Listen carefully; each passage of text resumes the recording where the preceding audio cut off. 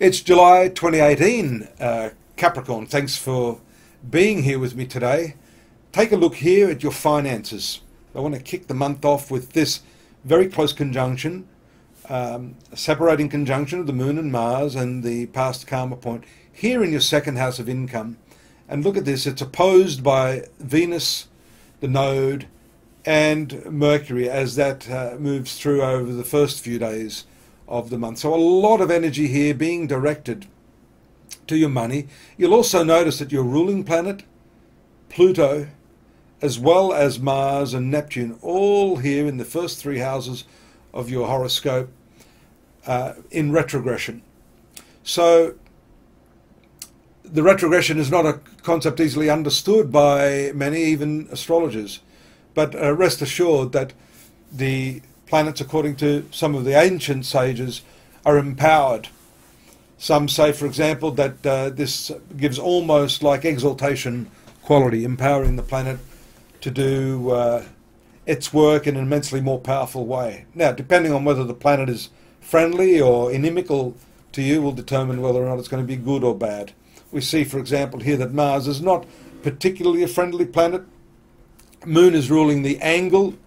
Right now it's a dark moon along with this Ketu, or the south node. So we would have to say that this is volatile in the very least. It can create problems financially, it can cause arguments, and because these planets together give a certain amount of impulse, you may need to be careful not only of spending money, because that's the realm of the 12th house and also the 6th house, but being too overly enthusiastic or counting the chickens before they hatch.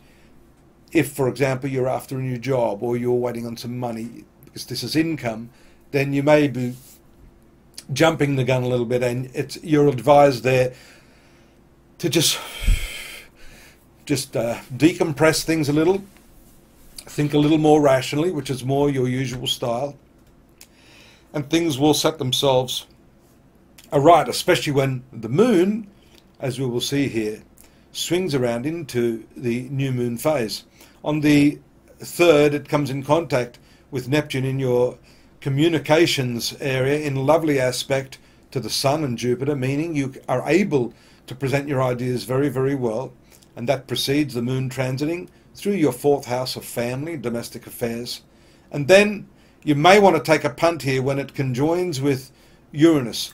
Now, this recent move of the slow-moving planet Uranus into your 5th house of speculation, love affairs, children, can really upset the balance as well. And notice here, we talked about the volatility of Mars from your finance sector being in the right angle to Uranus here in the 5th house of speculation. Decompress it. You've got to think things through carefully.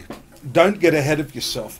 And that's the danger when you have a combination of these sorts of energies. Look here also at the right angle from Jupiter in your 11th house to Mars in this 2nd house. Both of these are income producing sectors, so therefore they give a false hope or an over exaggeration of your expectations. Mars, Jupiter is notorious for that, especially when they're in the hard aspect or the distorted sort of phase angle here, a square or 90 degrees. But there are other mitigating factors here. You've still got all of these nice triangular aspects offsetting that. Moon in the 6th house here shows that you're focused on your work throughout the period of the 10th and the 11th. And then we move into that new moon phase that I was just talking about that takes place there in the relationship sector. This is an opportunity for you to rectify things there, Capricorn, to really start afresh if the relationship has become stale. Here's your chance to really do something creative. And you've got that opportunity here with progressive Uranus in the 5th house of love affairs. Try something different. Don't be afraid. Here you've got the right angle from Mars. It's speculative. What I said earlier was that maybe not a great idea to speculate financially, but what the hell? Try something different in your relationships and see whether or not that can work. Mercury's in the 8th house here, which has to do with deep analysis, investigation, inquiry, self-inquiry at that, especially with the Moon and Mercury together. And then a lovely combination of the Moon and Venus in the 9th house, Venus moved there a little bit earlier, around the 10th or 11th, and that's got to do with pleasant journeys, more educational pursuits, and possibly studying people, studying relationships, studying how you can best understand others in the context of where you happen to find yourself. So this is all really, really great stuff for you. And you'll find that, I'm going to jump ahead here a little, next month when Venus moves up here into your 10th house of profession. That's going to actually be a very, very lovely combination, as is the Moon and Jupiter that just passed around the 22nd, or will pass, which gives opportunities for connecting with friends, catching up with old mates.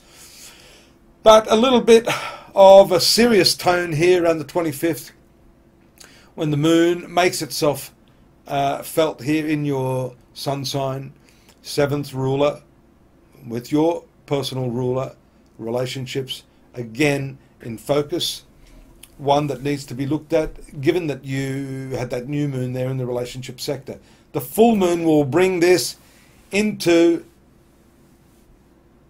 openness, and it may not be an easy openness I'm talking about, especially when we see that the moon returns back to its initial position where it was at the beginning of the month.